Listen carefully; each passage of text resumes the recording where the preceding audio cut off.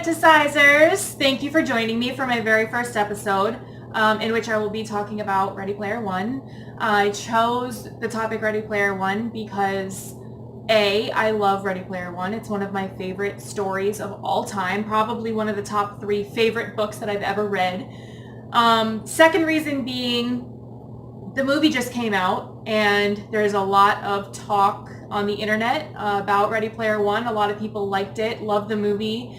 I thought it was a really great adaptation, and I just really am able to get passionate about this topic, and I love talking about it. So, as you can see, my copy of Ready Player One is beat up. I've read it over and over again. I have this book because my cousin, who is an animator, he's animated a lot of really popular movies that I'm sure you guys have seen. He handed this book to me one year for Christmas, probably 3 years ago, unwrapped, and he said, "You're welcome."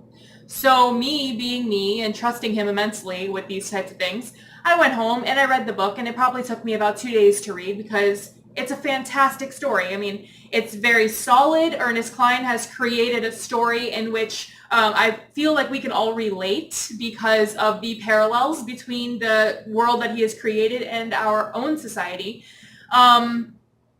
It's very scary to think about. Now, for those of you who have not read or seen the movie Ready Player One, here's a short recap.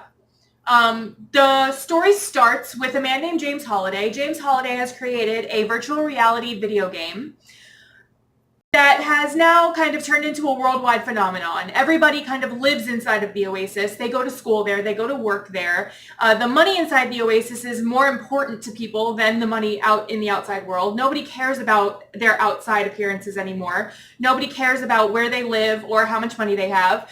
The only thing people care about is their appearance of their avatar inside the Oasis. Now, James Holliday has passed away, and he leaves a video describing that he has left a puzzle of sorts inside of the Oasis, in which he's dubbed the Easter egg, and whoever is able to solve this puzzle will inherit billions of dollars, shares to the Oasis, and basically run the world at this point, because the Oasis is the biggest corporation in the world, and it's all anybody cares about at this point. So the story begins with a character named Parzival. Parzival is his avatar. His real name is Wade Owen Watts, but nobody really knows this. Everybody knows him as Parzival. He's a high school student, and he essentially finds the first clue and begins the ensuing race to the end to find the Easter egg, which just results in a series of mayhem, just absolute mayhem. In the book, Parzival really truly does find the first clue. He finds it on the planet in which he goes to school.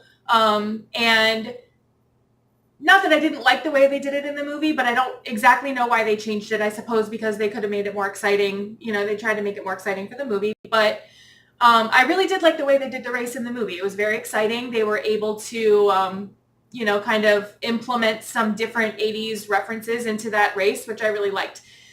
That's the other interesting thing about the plot of Ready Player One, is that James Holliday was born in the 70s. He grew up in the 80s. So although this is, the story is set in the future, it's set in the 2040s, it's very 80s nostalgic, because everybody kind of assumes that what they need to know to solve the puzzle is going to have to do with 80s trivia, 80s pop culture. So everybody in the world is obsessed with the 80s. That makes it really cool, especially for those of us who are 80s fans, me being one of them. You know, I was born in 85. I missed the 80s completely. I feel like I got shafted. You know, the 90s was cool. It was fun to be a kid in the 90s, but I really wish I could have like partied in the 80s, you know. I feel like it seemed like way more fun, but that's a topic for another time. So anyway, Parzival begins this race to find the Easter egg, which results in, you know, real world problems. I mean, there's an entire corporation set up to try to find the Easter egg and win this money so that they can control the Oasis. And just crazy things start happening as the characters in the movie try to solve the puzzle. Now, I really did like the movie. I thought it was a fantastic adaptation. They changed some things, though, in the movie that I really wasn't sure why they changed it. I wasn't sure what the point of changing it was. So in the book, one of my favorite parts, probably my absolute favorite part, is they're searching for one of the keys to open one of the gates in the puzzle, and they have to go inside of a movie and recreate a character in the movie. They have to recite all the lines, perform all the mannerisms. And the movie that they do first, I believe, is Monty Python and the Holy Grail. This is the one I remember. It was so cool to read about them having to recreate the character in this movie. And all I could think was, I absolutely cannot wait for somebody to do this in real life. I mean, if you gave me virtual reality goggles and I was able to go in to Breaking Dawn and literally marry Edward Cullen in Breaking Dawn, I mean, this would make my life. Like, they really need to do this in real life. I swear the first person that does this is just going to be like a zillionaire. It's going to be just astronomically successful. So the fact that they kind of changed that in the movie was weird to me because why? I mean, they kind of tried to keep the same theme going. They changed the movie completely. They changed it to The Shining, which I guess was cool. They did a whole Shining theme where they had to go in and they just kind of had to go through the motions of being scared inside The Shining as they searched for whatever they were searching for. It was fun to watch, don't get me wrong, but the way they did it in the book was much, much more awesome. The other thing that kind of I wasn't too thrilled about in the movie was at the end, you know, Sorrento has been chasing Parzival the whole movie.